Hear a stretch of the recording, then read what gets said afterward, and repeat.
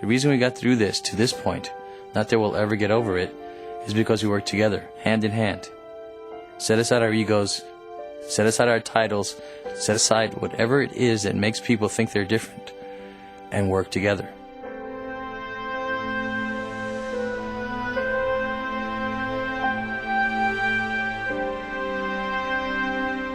Ground Zero itself was sort of like the magnet.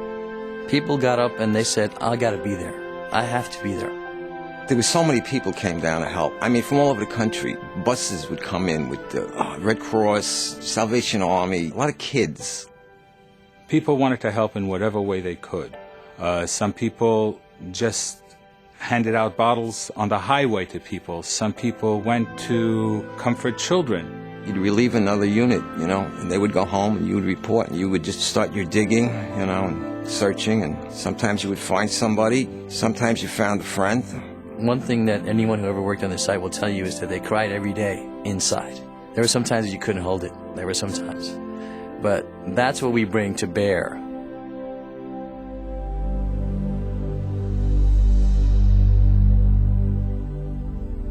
I think that's one of the things that makes America such a great country, is that, you know, whenever such a tragedy like this happens, you know, most people would expect America to be down and out, you know, and be like so depressed and down on themselves. But if anything, it's actually the exact opposite.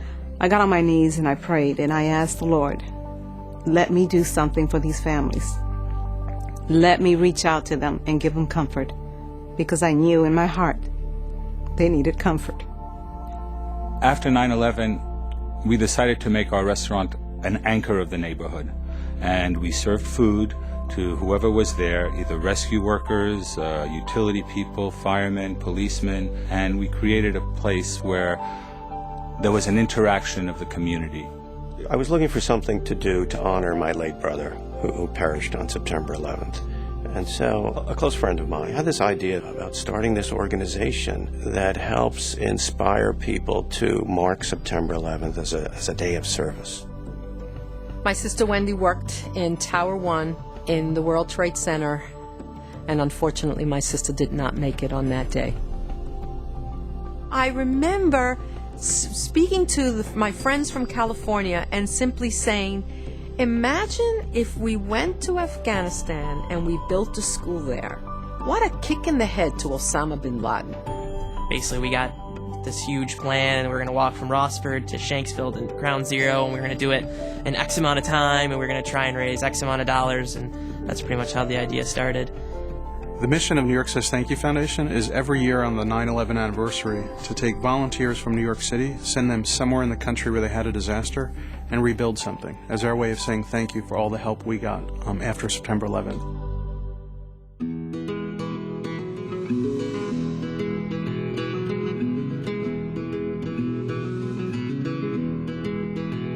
One of the most touching moments was the day of the actual opening of the school building. What I found were some of the most thankful people, people that were so excited that we were there.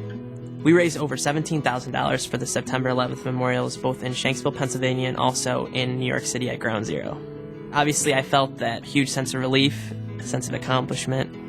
We've had great success so far. Millions of people around the world have participated on or around September 11th by doing things on a simple scale or a very large scale for others in need.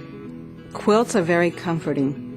And to be honest with you, I didn't know how comforting until I started giving out the quilts to the families, and I started getting the response from the families. And each of those quilts are really made with so much love, and the families feel it. For the 9/11-2008 anniversary, we're going to do the country's largest barn raising. We're going to build a 14,000 square foot barn in Greensburg, Kansas, which was a town that was 95% destroyed by an F5 tornado last May.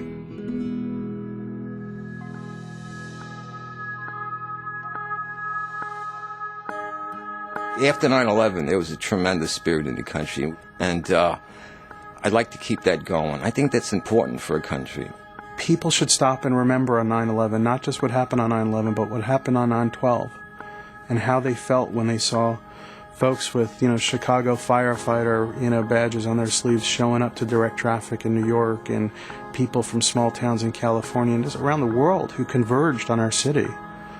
It changed us forever. The more we keep the American spirit, the sense of unity, and the more that we care for each other, the more that we keep that alive, the better off we're all going to be in the end. Our mission all along has really been to just capture that sense of unity and compassion that was so natural after September 11th, and build on people's inherent need to do something good for somebody else. When an individual helps with the well-being of a community, the individual is enhanced, and the community is enhanced. When we do these 9/11 anniversary weekend projects, hundreds of people will come up to me and say, God bless you, and thank you for what you're doing. And I tell them, hey, we're just doing what people did for us, and you want to thank me, show up at the next one. We just got to open that little door a little wider and have people know that, what, we can make a difference.